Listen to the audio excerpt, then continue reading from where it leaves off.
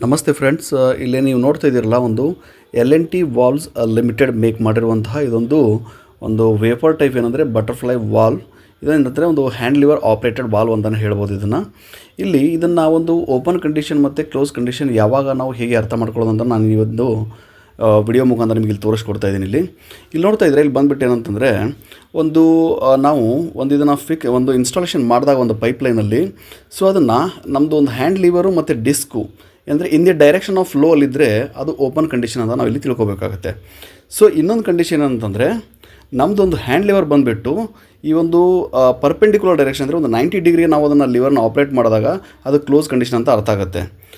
ಎರಡು ವಾಲ್ವನ್ನು ನಾವಿಲ್ಲಿ ನೋಡ್ತೀವಿ ಇವಾಗ. ಎರಡು ವಾಲ್ವನ್ನು ನೋಡಿದಾಗ ನಾವು ಏನಂತಂದರೆ ಯಾವ ರೀತಿ ಒಂದು ಓಪನ್ ಮತ್ತು ಕ್ಲೋಸ್ ಅಂತಕ್ಕಂಥ ನಾವಿಲ್ಲಿ ನೋಡ್ಕೊತೀರ ಇವಾಗ.